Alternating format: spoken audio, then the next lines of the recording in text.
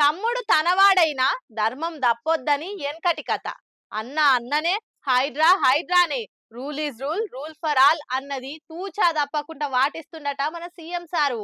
హైడ్రా వాళ్ళు మందిండ్ల మీదికి ఎట్లా పోయి కూలగొడుతుండ్రో సీఎం సార్ అన్నింటి మీదకి కూడా గట్లనే పోదామని బుల్డోజర్లు ఎక్స్లేటర్ దొక్కుతుండ్రట.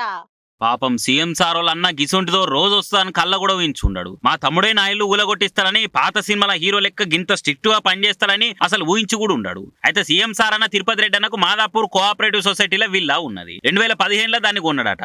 అప్పుడు అది చెరువు ఎఫ్టీఎల్ జాగాలు ఉన్నదని తెలియదట. అమ్మినోడు, కట్టిన బిల్డరోడు, పర్మిషన్ ఇచ్చిన మున్సిపాలిటీ, టౌన్ ప్లానింగ్ ఓడు ఎవ్వరు కూడా దాని గురించి ఎఫ్టీఎల్ ఉన్నదని చెప్పలేదట. అందరి లెక్కనే తిరుపతి రెడ్డి అన్న కూడా ఇల్లు కొనుక్కున్నాడు. కానీ ఇలా హైడ్రా పెట్టినాక దుర్గం చెరువు కాడ ఎఫ్టీఎల్ ఎంత, అందులో కబ్జా అయింది ఎంత అని లెక్కలు బయటకు తీస్తే సీఎం సారాలు అన్నగున్న ఇల్లు జాగా కూడా ఎఫ్టీఎల్నే ఉందని తేలిందట.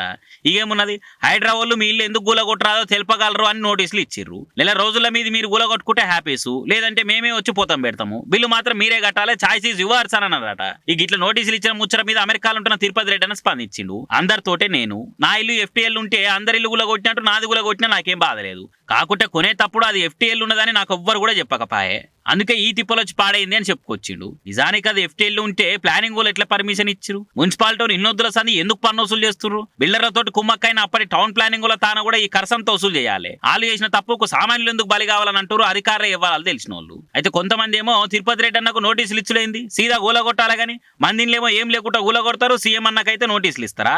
ఎందుకు ఈ లోపల కోర్టు నుంచి స్టే ఆర్డర్ తెచ్చుకునే తందుకు గడువిచ్చిరా అని ఎడ్డిస్తున్నారు. మరి అది కూడా నిజమే కదా. చాలా బిల్డింగులు నోటీసులు లేకుండా గూలగొట్టినప్పుడు ఇదెందుకు గూలగొట్టొద్దని నెటిజన్లు కూడా ప్రశ్నిస్తున్నారు. మరి ఈ ముచ్చట్ల సర్కార్ ఏం చేస్తుందో చూడాలిగా. బీఆర్ఎస్ ఎమ్మెల్సీ కవితక్క జైలు నుంచి రాగానే పెద్ద ర్యాలీ తీసిండ్రు కదా నిన్న పార్టీ కార్యకర్తలు. ఇక అక్క ఇంటికి పోయినాక అయినోళ్ళు, చుట్టాల, పార్టీ లీడర్లు అందరు వచ్చి అక్కను మందలిచ్చి పోయినరు.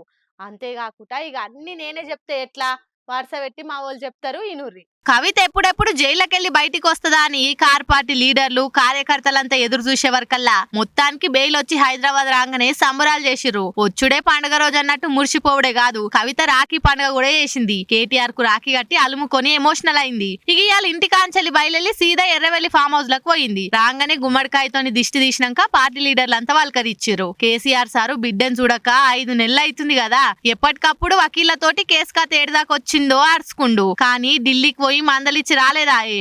ఇక కేసీఆర్ సార్ కూడా మొన్న అక్క బయటకు రాగానే ఫోన్ చేసి ఎట్లున్నావు బిడ్డ, రంది వడకు నిమ్మలంగా రాని ధైర్యం చెప్పిండు. ఇక ఇలా డైరెక్ట్ కలిసే వరకల్లా కాలు మొక్కి దీవెనార్తలు తీసుకుంది. అయితే కవిత ఈ 10 రోజులు ఫామ్ హౌజులనే ఉంటదట. మరి ఇక అన్ని కూర్చొని మాట్లాడుకొని రేపు ఏ తిల్ల ముంగటికి పోతుందో చూడాలిగా.